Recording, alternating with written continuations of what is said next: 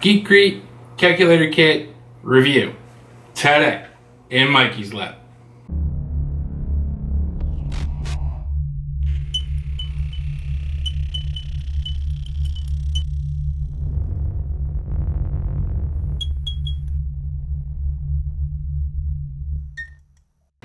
Hi, and welcome back to the lab. If you haven't already, go ahead and hit that subscribe button down below to ensure that you stay up to date with all the content from the lab.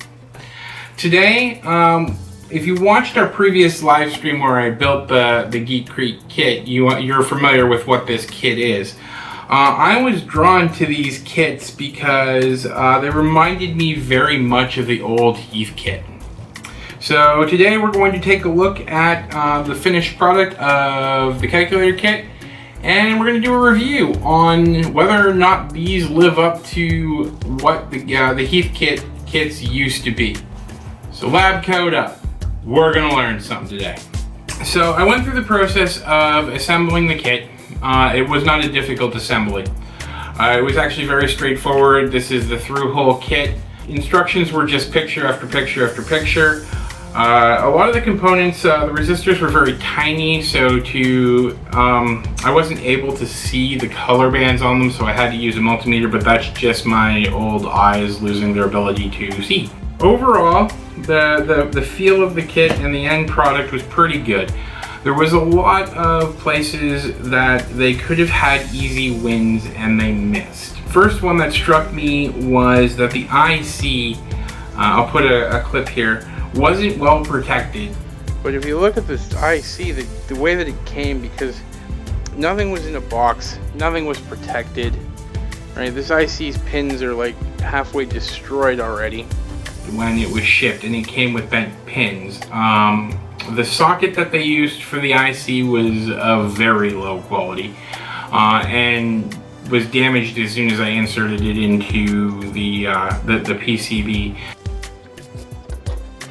So we go notch to notch.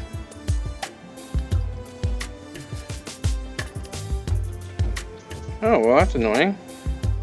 The socket they gave me is utter crap. As soon as I went to put it in, one of the pins exploded on me.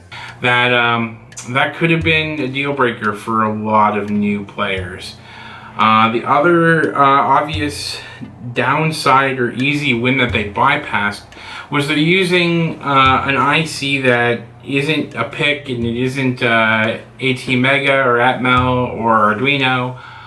It would have been an easy win to use one of those microcontrollers and release the source code so that we could turn around and modify how this calculator works.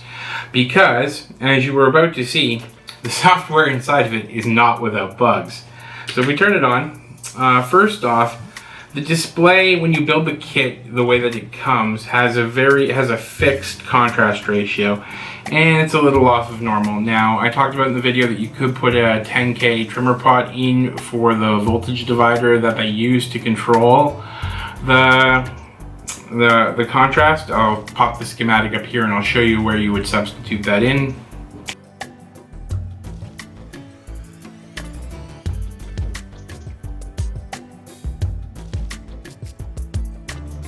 Alright, but mine turned out to actually work. It didn't come with batteries, which I thought was kind of another place that an easy win they could have had that they chose not to do, which was kind of disappointing. It takes CR2032 batteries, so chances are you don't have them laying around your house. They're available at the dollar store though, so they're not that uncommon. Once I got so when I built it, what I wound up having to do was power it from my lab bench power supply. It worked, and me not having the batteries and not realizing the batteries weren't included is a failure on my part, not on the people who made the kit. But for example, if we turn it on and we do just a very simple, wait, what happened there? So what I mean by there's bugs in the software, I typed 9 times 9 and the original 9 went away. Now if I hit enter, it equals 81, but it no longer tells me what the first character was. Now, just out of curiosity, let's do 100 times 10, and the 1 disappears. So the first character disappears when you do this. Now, that is weird at best. It's obviously a bug in the software. This calculator has and it's across all of the modes.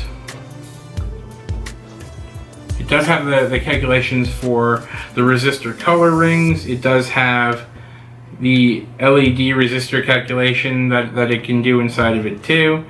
And it looks like a hex to hex converter. I don't know what the point of a hex to hex converter is. Oh, okay, base 0 hex to 16 to 10 hex to 16. So when it said 0 hex, it meant 10. It just didn't display the first character again. But I know the character works because when I turn it on, again, if they'd given me the source code, if they'd used a microcontroller that we could program, that would be salvageable. I'm going to try to find some information on the microcontroller and put it in the description down below. So all in all, the calculator is usable. All in all, it feels good once it's built.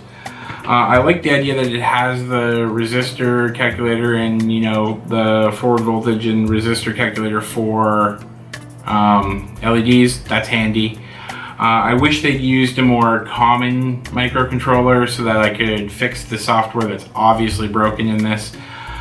It does look, however, like it's just a standard IC, so I may take a look at the schematic and see if I can substitute in an Arduino and drop in like an ATmega 328 and write some custom code. If I do, I'll do a video on it to fix the shortcomings of the calculator. All in all, it was nice to see kits coming back. Now, this is not the only one that I've purchased from them. I purchased a couple of clock kits from them too. So we're going to take a look at these ones. These ones are SMD soldering, so they're a little more, let's have some practice, because this is a little more difficult than through-hole soldering. We'll see if we have the same issue with a custom microcontroller versus whether they used an Arduino or something that's a little more easily accessible. And we'll see how these build out. I also bought a mini Tesla coil one too, so more videos for these coming in the future. Overall, it's not Heath Kit, and I really wish it was. I am old enough to remember them. I'm not old enough to have built one.